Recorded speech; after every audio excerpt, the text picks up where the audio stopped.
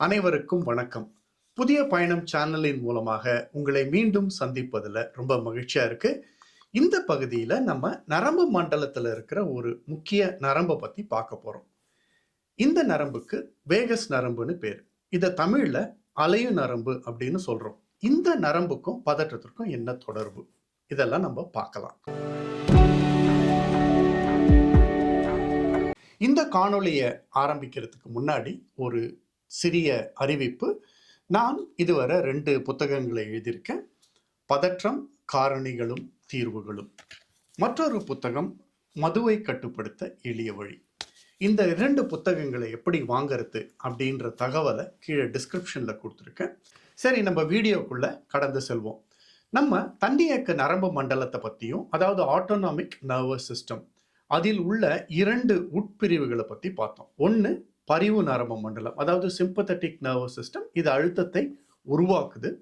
அடுத்தது துணைப்பரிவு நரம்பு மண்டலம், பாராசிம்பத்தட்டிக் நர்வஸ் சிஸ்டம், இது அமைதியை ஏற்படுத்துது. இதுக்கு முன்னாடி வீடியோவை பார்க்காதவங்க பார்த்துட்டு வாங்க, அப்போ உங்களுக்கு தொடர்ச்சி புரியும்.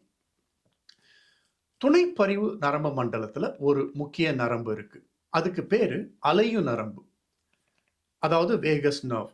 இந்த நரம்பு தன்னியக்க நரம்பு மண்டலத்தில் இருக்கிற நரம்புகளில் மிக நீளமான நரம்பு. இந்த நரம்பு மூளையின் அடிப்பகுதியாகிய முகுளம், மெடுலா ஆம்பிளங்கேட்டா அப்படின்னு சொல்றோம் இல்லையா, இந்த இடத்துல இருந்து புறப்படுது. இது மண்டையோட்டின் அடிப்பகுதியில் ஆரம்பிச்சு காதுக்கு மேலே உள்ள சென்னி எலும்பின் துளை வழியே கீழிறங்கி குடல் வரை செல்லுது. இந்த நரம்பு குரல் வளை, இதயம், மூச்சுக்குழல், நுரையீரல், குடல் ஆகிய பல உறுப்புகளுடன் தொடர்பு கொள்ளும் ஒரு முக்கிய நரம்பு. மூளையையும் உடலையும் இணைக்கும் நெடுஞ்சாலை என இதை அழைக்கிறாங்க. வேகஸ் என்பது இடைக்கால லத்தீன் மொழி சொல். இதுக்கு அங்கும் இங்கும் அலைவது என்று பொருள். அதனால தமிழ்ல இத அலையு நரம்பு அப்படின்னு அழைக்கிறாங்க. அதாவது அங்கும் இங்கும் அலைவதினால் இது அலையு நரம்பு ஆகிறது. இந்த நரம்புக்கு ஒரு ஸ்பெஷாலிட்டி இருக்கு. பொதுவா நரம்புகள் ஒரு வழியில செய்திகளை கொண்டு செல்லும். ஆனால் வேகஸ் நரம்பு 2 வழிகளிலும் செய்திகளை கொண்டு செல்கிறது. இத 2 வழி நெடுஞ்சாலை அப்படின்னு கற்பனை பண்ணிக்கோங்க. அதாவது மூளையிலிருந்து உடலுக்கும், உடலிலிருந்து மூளைக்கும் செய்திகளை கொண்டு செல்கிறது.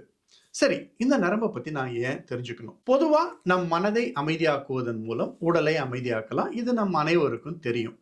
ஆனா சில உடற்பயிற்சிகள் செய்வதன் மூலம் இந்த அலையு நரம்புவை தூண்டி மனதை அமைதியாக்கலாம். சரி, இந்த நரம்புக்கும் பதற்றத்துக்கும் என்ன தொடர்பு? நாம ஸ்ட்ரெஸ், அதாவது டென்ஷன் அல்லது ஆங்ஷியஸ் ஆகும் பொழுது இந்நரம்பு அமைதியாயிடுது. நம்ம தொடர்ந்து ஸ்ட்ரெஸ்லேயே பதற்றத்திலேயே இருந்தா இந்த நரம்பு செயல்படாம இருக்கும். இந்நரம்பை தூண்டினால் துணைப்பரிவு நரம்பு மண்டலத்தின் செயல்பாடு தொடங்குது, பதற்றம் குறையுது. இந்நரம்பை தூண்டுவதற்கு சில வழிமுறைகளை, பயிற்சிகளை பிறகு நம்ம பார்க்க போறோம். இதுவரை நம்ம அடிப்படையா தெரிஞ்சுக்க வேண்டிய பல விடயங்களை தொடர்ந்து பார்த்துட்டு வரோம். பதற்றத்தை பத்தி தொடர்ந்து பார்க்க போறோம், காத்திருங்கள். இதுவரை சேனலை சப்ஸ்கிரைப் பண்ணாதவங்க சப்ஸ்கிரைப் பண்ணுங்க. நன்றி, வணக்கம்.